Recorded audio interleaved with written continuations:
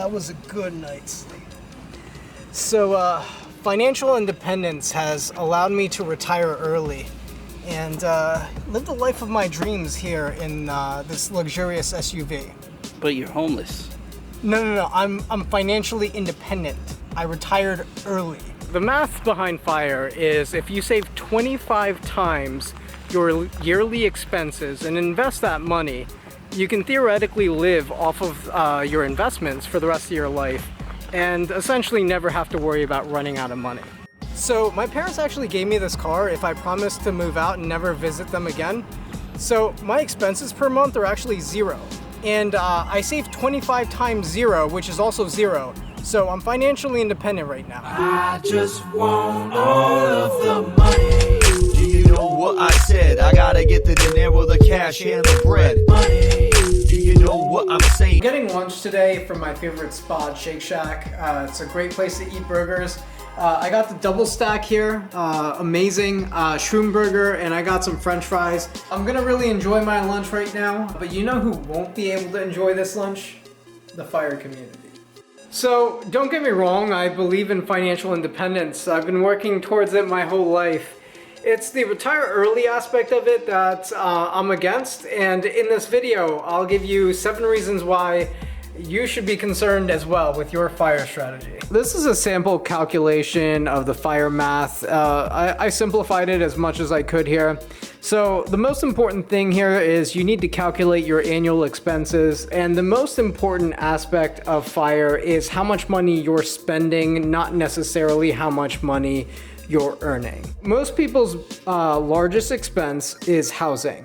So if you, for instance, are living in a state like Wyoming, your burn rate is probably going to be much lower than someone living in New York.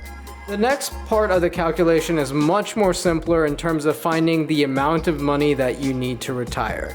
Essentially, multiply your expenses or burn rate by 25. For our sample, we have $33,200 as your expense rate. Multiply that by 25 means I need $830,000 to retire. We don't even take into account your income. Your income is irrelevant to whether you're able to retire or not. Basically calculating 25 times what your expenses is the amount of money that you need to retire. The last piece is you need to keep that money invested. So invest the $830,000 in our sample calculation in low risk, diversified investments. Typically the stock market will return you 7% per year on average over a large sample of years. So 4% of those returns will cover your annual expenses, and the remaining 3% will be reinvested for inflation. If you guys want to run the numbers yourself, 4% of the $830,000 is the $33,200 burn rate that we had started this entire calculation with. Now let's go over the 7 reasons why I think retiring early is a mistake. 1, your financial obligations can really change at any given point in time. There could be a wide variety of things that change over the course of your life. Your burn rate, which is essentially the key portion of the calculation of the amount of money that you need to retire, could change tremendously. You could have an unknown expense with your house. A major appliance like your air conditioning can blow out, or your heating system, and could cost you tens of thousands of dollars to replace. You could have issues with sick relatives. You could have issues with, let's say you don't even own a house. The cost of, renting in your city could climb tremendously.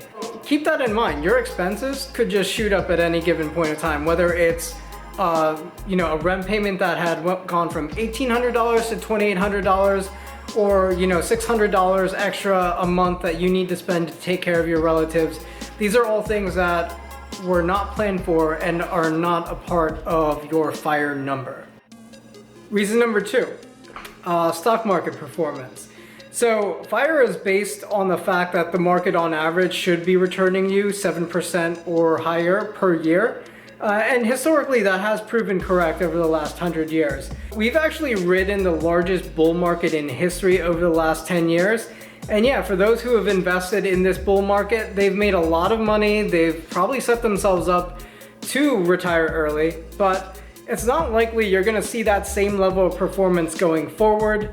It's very important that you keep in mind, in the long run, the market will only provide you with about a 7% return a year. When the market starts going down and you experience a correction, or we experience some sort of bear market, and you don't have money coming in, most people handle that very poorly. In fact, they'll chicken out. They'll pull the money out of the market. Remember, FIRE is effective in the long run, but that requires you to commit to the methodology, which is always keep your money in the market. Reason number 3, Social Security. In your working career, you're constantly earning money and contributing to Social Security. This will actually help you get a very large payment when you finally retire through the Social Security Administration. In essence, this actually reduces the pressure on how much you need to have while you're retired. But if you're not contributing it by constantly working throughout your entire career, you run into the problem of not having a very large Social Security check. So for that reason, retiring way too early will kind of set you up for failure by having a very small Social Security check and no government safety net. Number 4, health insurance. This might affect people living in the US a lot more, but health insurance is a very important part of your working life. There are people who work essentially just for health insurance.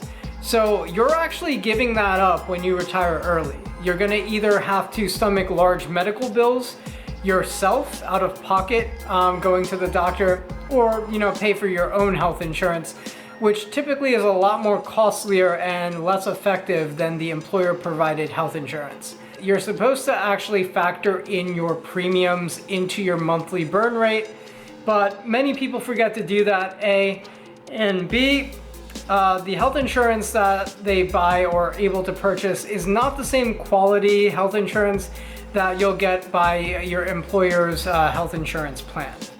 Number 5, your social circle. So a lot of people, they make their friends or have some sort of social communication just by the act of them going to work. And oftentimes early retirees will find that they feel a lot more isolated by not having that communication, that they'll normally have when they're going to work. So I feel like social circle is one that's very commonly ignored, and you might not have many friends in your same boat, in the same boat as you when you retire. Having a social life and things like that will be affected once you do retire. Also, a lot of people will find that they don't actually have money to do anything. They have to always stay within the tight bounds of this burn rate that they pre-calculated, and they can't spend any additional money, otherwise they're no longer sticking to their FIRE plan, and they could theoretically now run out of money. I actually follow this semi-retired YouTuber Beat the Bush, and he has a lot of great content about early retirement and has a lot of great information of how you can, save money or cut excess out of your life. I look at his lifestyle, and quite frankly, it doesn't seem all that appealing. He had to really look forward to a time where he could go to Burger King because he had a free coupon. Congratulations, you unlocked the Whopper detour. You have an hour to order a Whopper sandwich for 1 cent. Okay, here it is, the Whopper. For number 6, we have the concept of opportunity cost. Most of the time, if you're really trying to hit your FIRE numbers, a lot of people do it by investing in the broad-based economy by means of ETFs or index funds that give them exposure to a lot of different stocks, especially the overall economy of the US as well as the broad-based stock market. But you'll oftentimes be missing out on some opportunities, like for instance, if you bought Tesla stock back when it was $18 a share, or other stocks in the market, or cryptocurrencies. These are all things that are going to be way too risky for you to do. It's very possible that someone in your family or your friend comes up with a great business idea, but because you're essentially retired, you cannot stomach the risk of helping him fund his idea, and you might miss out on a great investment. Hence, opportunity cost. your lost opportunity in investing in something that could make you an enormous amount of money down the line. Number 7, your skills degrade over time. If 1 through 6 apply to you and you find yourself needing money once again and no longer retired early, you can potentially not be employable over time. A lot of people who do retire early tend to have a skilled form of labor. They've gone to college, they've worked for 7, 8 years, maybe a decade, perhaps longer, but they have a skill that they've developed over time, and it took time to have really mastered their craft and learned their art. A lot of employers, when they see that you've been out of work for several years, 3, 4 years, or even a decade, they might not think you're a qualified applicant anymore. They're gonna ask you, hey, what have you done these past few years? And you might not be a very qualified candidate to be hired anymore. So, fire will come and bite you in the ass. Your ass is gonna be on fire this time when you realize you're not gonna be able to earn the same income that you had prior to being retired early. So now let's compare fire to what I'm doing. I've been saving money for the majority of my life, saving pretty much the lion's share of my income. But I'm now at a point where I don't necessarily need to work for a living. I can pick the projects that I want to work. I could choose not to work. For instance, if I have a manager I don't get along with, or if there's an assignment that I'm not happy with working on, I could just quit and leave. That's what I consider financial independence. And for that reason, I am financially independent. I've chosen not to retire essentially because, well, I like having money coming in. And I think it's very good thing to have money coming in, your health insurance being taken care of, contributing to my Social Security so that I do have government assistance when I'm 70 years old. So there's a lot of perks to still working even after you hit financial independence. You're a part of society's safety net. You have friends and colleagues, where you're working. And overall, I think having that social connection, it really leads to a happier life. And I personally think that I am happier as a working adult. If there's one thing you can take away from watching this video, as well as my channel, is save as much money as you can now, learn to invest it so you can build wealth for yourself, for your future, and give yourself more options to do more things with your life that are interesting. And if you choose to leave the rat race, you'll have that opportunity available to you. Best of luck to you, and till next video, happy trading. Just want